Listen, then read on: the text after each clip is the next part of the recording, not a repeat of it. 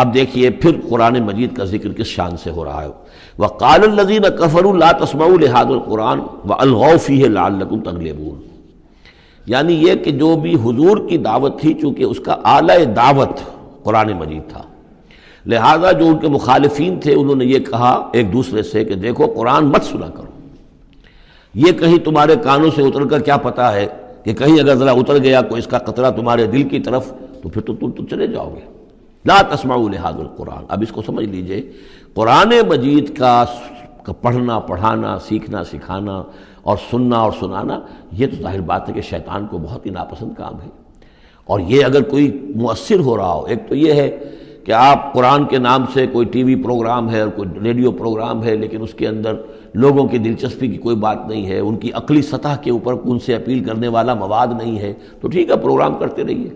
لیکن اگر کہیں خدا نہ خواستہ ان کے اعتبار سے کوئی ایسا پروگرام شروع ہو جائے کہ جس سے ذہن کھل رہے ہوں، آنکھیں کھل رہی ہوں، واقعی ان کی سمجھ میں آ رہا ہو کہ قرآن کیا کہہ رہا ہے، تو فرمایا وَقَالَ الَّذِينَ كَفَرُوا، کہا ان لوگوں نے کہ جنہوں نے کفر کیا ہے، لَا تَسْمَعُوا لِهَذَا الْقُرْآنِ، مت سنو اس قرآن کو، وَالْغَوْا فِيهِ، اور اس کے اندر تم ہوٹنگ کیا کرو، شور مچایا کرو، جب محمد قرآن سنائے سیٹیاں بجاؤ تاکہ لوگوں کے کانوں میں قرآن نہ جائے. لَعَلَّكُمْ تَغْلِبُونَ، تمہارے غالب ہونے کی یہی واحد شکل ہے تاکہ تم غالب آؤ.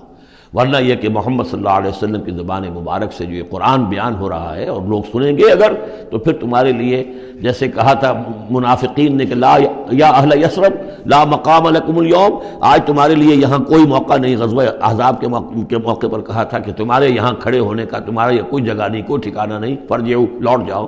اسی طرح اگر اس قرآن کی دعوت کو نہ روکا تم نے، اور اگر کہیں لوگ اس قرآن کو سنتے رہے تو پھر تمہارا کوئی ٹھکانہ نہیں. فَلَنُذِيقَنَّ الَّذِينَ كَفَرُوا عَذَابًا شَدِيدًا. اب دیکھیے اللہ تعالیٰ کا بھی جو غصہ یہاں ظاہر ہو رہا ہے، میرا کلام جو میں نے لوگوں کی ہدایت کے لیے ہدی للناس وبینات من الہدی والفرقان، میری سب سے بڑی نعمت نوع انسانی کے لیے، اس کو اگر یہ روکنا چاہتے ہیں اور نہیں چاہتے کہ لوگوں کے کانوں تک اور ان کے دماغوں تک بات پہنچے، تو ہم ان لوگوں کو فَلَنُذِيقَنَّ، وہی اسلوب ہے بہت زوردار، ہم لازماً ان کو مزہ چکھائیں گے ان کافروں کو، عذاباً شدیداً، بہت سخت عذاب کا. وَلَنَجْزِيَنَّهُمْ أَسْوَأَ الَّذِي كَانُوا يَعْمَلُونَ، اور ہم بہت ان کو سزا دیں گے، بہت برا، سب سے برے کام جو یہ کر رہے ہیں ان کے حساب سے ان کی جزا اور ان کی سزا معین ہوگی. ذَلِكَ جَزَاءُ أَعْدَاءِ اللَّهِ النَّارِ، یہ ہے جزا جو ہے ان اللہ کے دشمنوں کی آگ ہے. یہ قرآن کے دشمن ہیں، اللہ کے دشمن ہیں، قرآن اللہ کا کلام ہے. لہم فیہا دار الخلد، اور اس آگ میں ان کے لیے ہے ہمیشہ کا رہنا. جزاء بما کانوا بآیاتنا یجحدون، بدلہ ہوگا ان کے لیے اس کا کہ وہ ہماری آیات کا انکار کرتے رہے. وقال الذین کفروا ربنا ارنا اللذین اضلانا من الجن والانس، اور کہیں گے وہ کافر عوام الناس جو ہوں گی وہ کہیں گے، واویلا کریں گے، پروردگار ہمیں ذرا ان لوگوں کو دکھا دے جنات اور انسانوں میں سے جنہوں نے ہمیں گمراہ کیا، جو ہمیں روکتے رہے، جو ہمارے راستے میں آڑ بن گئے، جنہوں نے ہماری عقلوں پر پردے ڈال دیے، ذرا ان کو ہمارے سامنے لا، تاکہ نجعلہما تحت اقدامنا، ہم انہیں اپنے قدموں کے نیچے رونے کہ انہوں نے ہمیں اس کتاب سے روکا، انہوں نے ہمیں محمد صلی اللہ علیہ وسلم سے ورغلایا، ان کے بارے میں طرح طرح کے شکوک و شبہات ہمارے دلوں میں پیدا کیے، اور اس دعوت سے ہمارے اور اس دعوت کے مابین آڑ بن گئے، روک بن گئے. وقال الذين كفروا ربنا ارنا اللذين اضلانا من الجن والانس نجعلهما تحت اقدامنا ليكونا من الاسفلين، تاکہ وہ ہو جائیں سب سے نیچے والے، سب سے گھٹیا.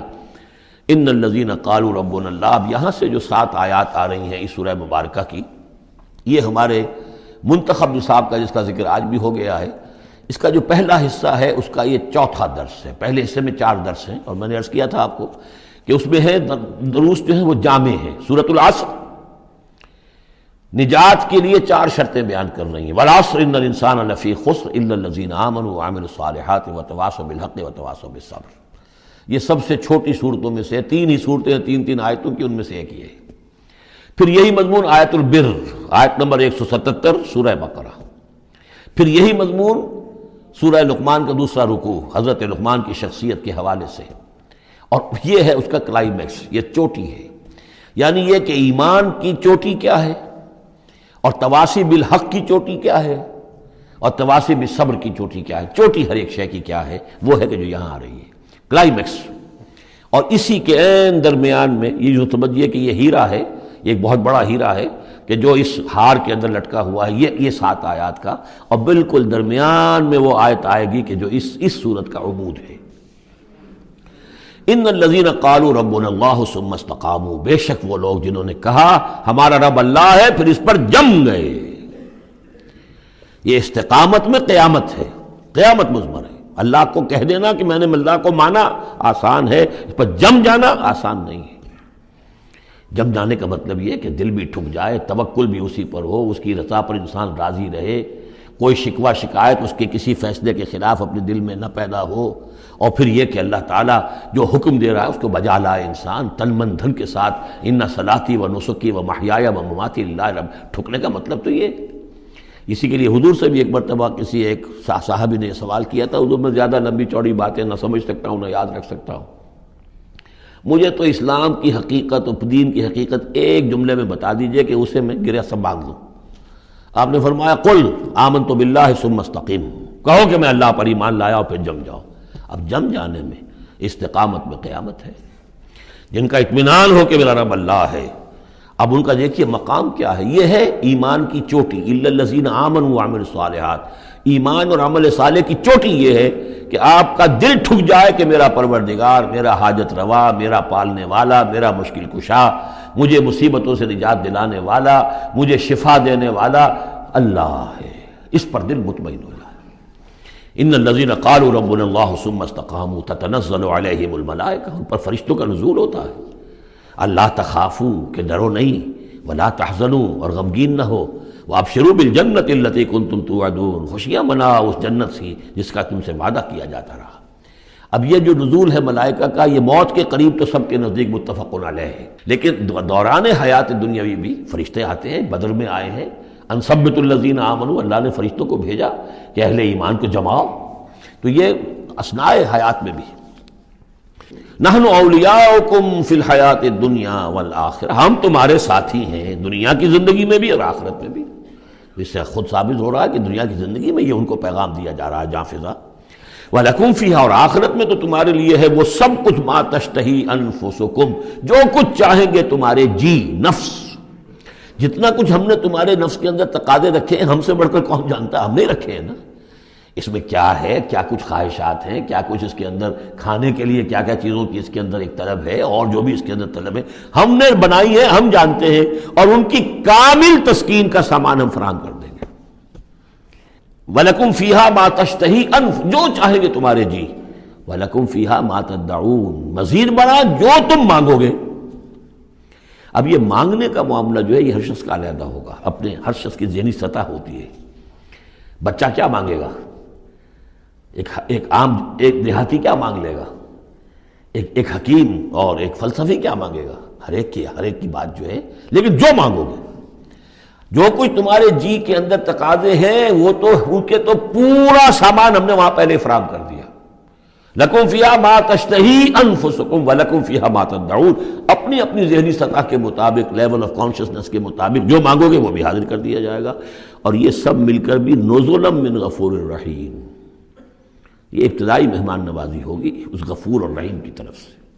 اصل ضیافت تو وہ ہے ما لا عین رأت ولا اذن سمعت وما خطر علی قلب بشر، جو ہم پڑھ چکے سورہ سجدہ میں بھی، فلا تعلم نفس ما اخفی لهم من قرۃ اعین، کوئی جان نہیں جانتی اس کے لیے ہم نے کیا کیا آنکھوں کی ٹھنڈک کا سامان رکھا ہوا ہے۔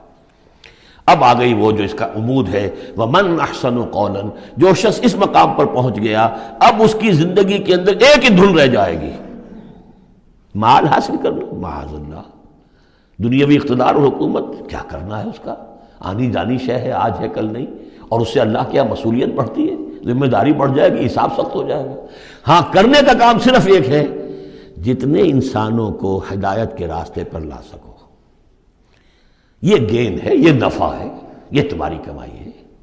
دعوت الی اللہ، ومن احسن قولا ممن دعا الی اللہ وعمل صالحا وقال اننی من المسلمین، اس شخص سے بہتر بات اور کس کی ہوگی جو بلائے اللہ کی طرف اور نیک عمل کرے۔ نیک عمل وہاں بھی آ چکا ہے، استقامت میں بھی اور یہاں علیحدہ بھی، اور یہاں اس لیے علیحدہ لائے کہ دعوت مؤثر نہیں ہوگی اگر تمہارا اپنا عمل درست نہیں ہے، دعوت ضائع ہو جائے گی، دعوت کو بھی بدنام کرو گے اگر تمہارا اپنا عمل اس دعوت کے مطابق نہیں ہے۔ ومن احسن قولا ممن دعا الى الله وعمل صالحا وقال انني من المسلمين ولا تستوي الحسنة ولا السيئة. اور دیکھو اچھائی اور برائی برابر تو نہیں ہوتے نا، کون کہے گا کہ برابر ہوتے ہیں؟ تو ایسی شے جو مسلم ہے سب کے نزدیک، اس سے بات شروع کی. دلیل کیا دے دیا؟ کیا چیز قائم کی ہے؟ ادفع باللتی احسن، تم مدافعت کرو بہترین طریقے پر. وہ تمہیں گالیاں دے تم دعائیں دو. آخر کٹھور دل انسان کا بھی دل کبھی پسیج جاتا ہے کہ میں اس کے ساتھ کیا کرتا رہا اور یہ میرے ساتھ کیا کر رہا ہے. وہ تم پر پتھراؤ کرے تم پھول پیش کرو. اس کو نوٹ کر لیجئے اچھی طرح، اگلی صورت میں اس تصویر کا دوسرا رخ بھی آئے گا. یہ ایک رخ ہے جو یہاں آ رہا ہے، اقامت دین کی جدوجہد میں دوسرا رخ بھی آئے گا. لیکن یہاں دعوت کے مرحلے پر تو واقعتاً بدھ مت کے بھکشو بن جاؤ، نہایت غیر یعنی بے ضرر انسان، کسی کو تکلیف نہ پہنچے. جیسے حضرت مسیح نے فرمایا ہے علیہ الصلوۃ والسلام کہ تم سانپ کے مانند ہوشیار اور چوکنے لیکن فاختہ کے مانند بے ضرر بنو. فاختہ کسی ضرر تو نہیں پہنچا سکتی نا، تم ایسے بے ضرر رہو کہ جیسے فاختہ، لیکن ایسے بھی نہ ہو کہ کوئی تمہیں ضرر دے جائے. سانپ جیسے چوکنا رہتا ہے، ایسے بھی نہ بدھو نہ ہو تم سمجھدار تو ہو کہ تمہیں دوسرے جو ہے وہ ضرر نہ پہنچا سکیں. سانپ کے مانند ہوشیار لیکن فاختہ کے مانند بے ضرر بنو. تو واقعتاً دعوت کے مقام پر تو یہ کرنا پڑتا ہے. دعائیں دیجئے انہیں، ان کے لیے دعائیں رات کو کھڑے ہو کر کیجئے. ابو جہل کے لیے اور حضرت عمر کے لیے دعا کی حضور نے کہ نہیں کی. یہ تو ایک دعا ہے جو ہمیں زیادہ معلوم ہو گئی.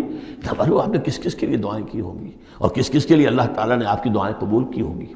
تو یہ ہے دعوت کا مقام. تو توحید انفرادی سطح پر دو اس کے رخ آ چکے. سورہ زمر عبادت اللہ کی، اس کے لیے اپنی اطاعت کو خالص کرتے ہوئے. اسی کا داخلی پہلو دعا اللہ سے، اسی کے لیے اپنی اطاعت کو خالص کرتے ہوئے. اب یہاں سے فرد سے یہ نکلے گی، وہ دوسرے افراد تک جائے گی، متعدی ہوگی یہ دعوت، تاکہ اب ایک جماعت وجود میں آئے، گروہ وجود میں آئے. جو سورہ آل عمران میں ہم نے پڑھا تھا وَلْتَكُن مِّنكُمْ أُمَّةٌ يَدْعُونَ إِلَى الْخَيْرِ وَيَأْمُرُونَ بِالْمَعْرُوفِ وَيَنْهَوْنَ عَنِ الْمُنكَرِ. جب جماعت ہوگی تو یہ کام کرے گی.